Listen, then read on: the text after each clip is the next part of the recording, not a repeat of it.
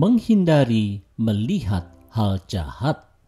Refleksi pagi 1604. Apa akibatnya bila seseorang terlarut dan terhanyut dalam godaan anggur? Mari lihat akibatnya di Amsal 23 ayat 31 sampai dengan 33. Jangan melihat kepada anggur, kalau merah menarik warnanya dan mengilau dalam cawan yang mengalir masuk dengan nikmat, tetapi kemudian memagut seperti ular dan menyemburkan bisa seperti beludak. Lalu matamu akan melihat hal-hal yang aneh dan hatimu mengucapkan kata-kata yang kacau.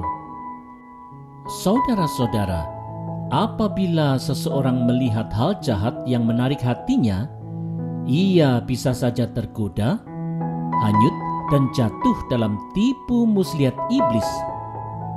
Kisah Hawa di Kejadian 3 ayat 6 menceritakan bahwa Hawa melihat buah pohon terlarang itu baik untuk dimakan dan sedap kelihatannya. Atas bujukan iblis, manusia akhirnya jatuh dalam dosa maut.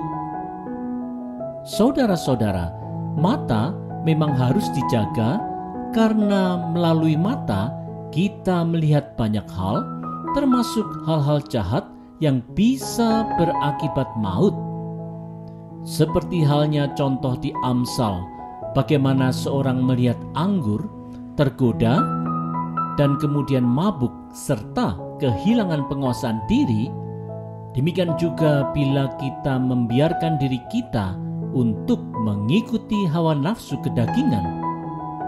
Hal-hal jahat yang menarik hati itu pasti akan menjerumuskan kita kepada sukacita semu, kepuasan palsu, dan penderitaan yang tak berkesudahan. Karena itu, mari dengarkan nasihat Yesus Kristus di Lukas 11 ayat 34. Matamu adalah pelita tubuhmu. Jika matamu baik, teranglah seluruh tubuhmu. Tetapi jika matamu jahat, gelaplah tubuhmu. Mari kita jaga mata kita untuk melihat hal yang baik dan membangun.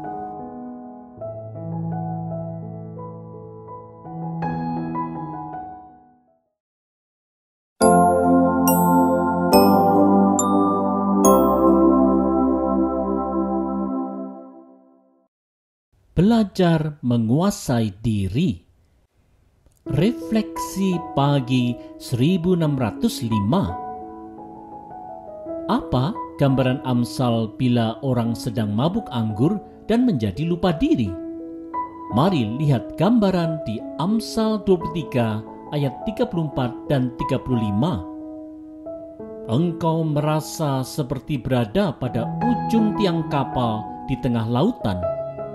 Kepalamu pusing dan engkau terhuyung-huyung. Lalu kau akan berkata, rupanya aku dipukul dan ditampar orang, tetapi aku tak dapat mengingat apa yang telah terjadi. Aduh, aku ngantuk sekali. Aku perlu minum lagi.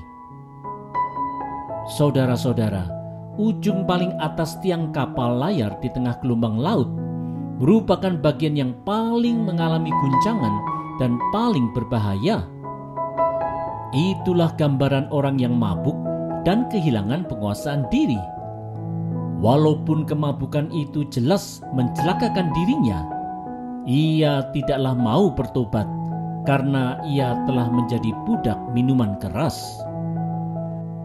Saudara-saudara, menjadi budak minuman keras akan menjadikan seseorang untuk kehilangan kesembilan ciri buah roh di Galatia 5 ayat 22 dan 23, khususnya penguasaan diri.